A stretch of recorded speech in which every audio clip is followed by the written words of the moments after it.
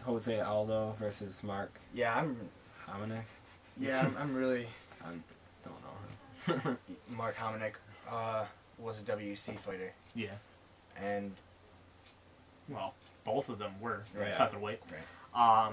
But man, Jose Aldo, man, that kid's a tornado. I mean, that kid is crazy. Yeah. I mean, he's in my opinion, he's the Anderson Silva of that division, of that weight class. Definitely. Like, you don't see people with, like, that solid of a striking game very often. Very solid striking. Like, I mean, he's an excellent striker. And you don't know what to expect from the guy. He's really quick. I mean, that's the thing. He's so quick in his decision-making, in his striking, and just everything. His defense. I mean, the guy's incredible right now. I mean, like, with the exception of the fight against Faber, like, he's won every fight fairly quickly. Right. Faber's a tough guy to finish. Yeah, definitely. And even then, like, he dominated him for the entire length of it. Leg kicks were the key in that one. Man, Faber got torn up in that fight. He had to be limping for weeks after that. I think, like, Hominick's a good fighter, but, like... Hominick's definitely a good fighter. I don't expect him to be one to finish him or wear him down fast enough. Hominick's explosive, too. I mean, he's just as quick as Aldo is, but I don't think he's as well-rounded as Jose Aldo is. I just feel like Jose Aldo's going to pull it off on this. I mean, I think he's going to be at the top of that division for a while. I mean, just judging by the way he's been performing. Yeah. Like, similar to John Jones. Like, I don't see him leaving his position for a while. I mean, he'll stay undefeated for a while. Right. Yeah. Looking at Faber, I mean, Faber is... Faber's nasty. Fighter. And, I mean, to say the least. And he just destroyed Faber. He dismantled him in that fight. Strategically. Yeah. I mean, it was a great game plan they came in with. So, that's... I gotta take Jose Aldo. Yeah, I think that's unanimous. Yeah. And main event, right? Yeah. George St-Pierre and Jake Shields. Well... I think Jake Shields is... I mean, he's got that chance of doing it, but he's also... His last fight, he didn't do very well. Yeah, the Martin Kampman fight. He should have won, in my opinion. It really wasn't an impressive, like, start to his UFC career. Like, he definitely has had a great career in Strikeforce, and he's 6 years undefeated. Right. But can we really consider his win against, what's his name? Kampman. Like, a victory? Like, I sort of believe that people let him win so he could get the shot against GSP. I didn't agree with the Kampman fight, really. I just didn't think it was a good matchup. But obviously it was. I mean, it was a close fight. Yeah. But I felt like Kampman should have gotten that one, just gotten the edge on that one. It just looked like he had more control, and, I mean, Shields did some good things, but overall it looked like Kampman won that fight. I mean, I was really surprised to see that Shields had won that. I was expecting, like, Shields' wrestling to be more impressive than polished, Kampman's. yeah, it was. But, like, Kampman held his own in every wrestling situation and was able to get out of every one of them. Yeah, so I don't think he has, like, Jake Shields really has anything to offer that George St-Pierre Right, can I handle. think if Kampman and Shields are going to be a close matchup on the ground, I think St-Pierre is going to control Shields even standing, easily. like... Yeah, even standing. I mean, the thing about St-Pierre is he's so well-rounded in every aspect. I mean, even jiu-jitsu, you don't even see his jiu-jitsu, and, you know, that could be incredible, too. We don't even know.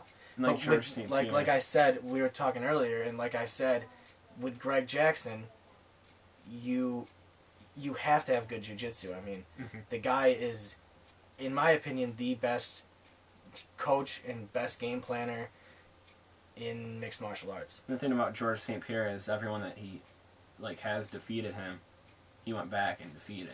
Yeah, I mean, he's cleaned like the entire division out. Matt Serra. Yeah, he avenged those 2 losses. He's beat BJ twice. I mean, it seems like no one can beat this guy. Pummeled Koscheck. However, the thing that always sort of irks me a little bit about finishes. He doesn't finish his fights. Finishes. That's his biggest criticism. He will continually dominate the entire 5 rounds of the fight, but he won't finish it. When I think. honestly, I think I would like to think that what he's doing is he just wants to brutalize his opponents. Well, I feel like he can finish them, but he would rather play it safe and keep his control on the top. I mean, in the Dan Hardy fight, he had multiple submissions, and Hardy just endured those. Yeah, I mean, it looked like his arm was going to break at times. Yeah. And I even think at one point, it looked like St-Pierre even looked at his corner and asked if he should break his arm or not. And he just didn't do it. Yeah. I mean, the Hardy was incredible like that. It was like he was Stretch Armstrong or something. It was crazy. I mean, that was I was impressed with Dan Hardy in that Yeah, fight. that's true. I couldn't believe he lasted that long. Yeah, it's going to be an interesting fight, because it can go either way, just like every other fight. It's going to be a wrestling match, in my opinion. Yeah. And or it could be they could cancel each other out and strike. Yeah. That's generally what happens with because they wrestlers. could get stood up. And At that point, it's going to end up exactly like the fight against Kozchak. Right. Just jabs. It's going to be GSP continually tearing him apart by utilizing his boxing and jabs. Oh my God, man, he was eating him with jabs. Exactly.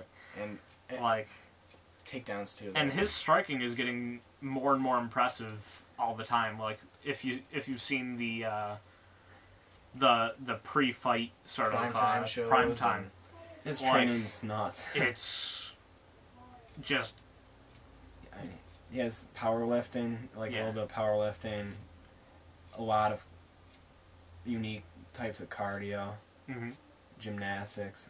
It's hard to believe that someone that is as great of an athlete as George St-Pierre is losing. Yeah, it's hard to even see in your mind St-Pierre losing. You know, anything, even being on his back, it's hard to see because he hasn't been on his back barely at all in his career. No, with the exception of the first time he fought Matt Serra, when he slipped there. Yeah. At one punch. Well, those are early fights too. I mean, yeah, he's gotten so much fight, better. He gets better. And he even avenged those fights. Right. Yeah. His mentality is one of the things that really impresses me too, because he treats all of his fights like they're his most important fight. Yeah, he doesn't overlook any fighter. Yeah, and that's he what really thinks this is his most important fight because it does seem like it really is. I mean, it does seem to prove a lot more than... If he could finish him... Because, I mean, he's cleaned out the entire UFC division. There's no way to prove anything by beating anyone in the UFC right now, except for Jake Shields. Which is why he has to beat someone from Strikeforce. Right, except for Jake Shields, because he's the only guy who he hasn't beaten. And won't he go up in the weight class if he beats Jake Shields? Is that what... Well, they're talking about a champion versus champion fight. Which... That's only in a scenario where Anderson wins and St-Pierre win their next fights, which is probable. He's Silva's going to be fighting Okami. Yeah.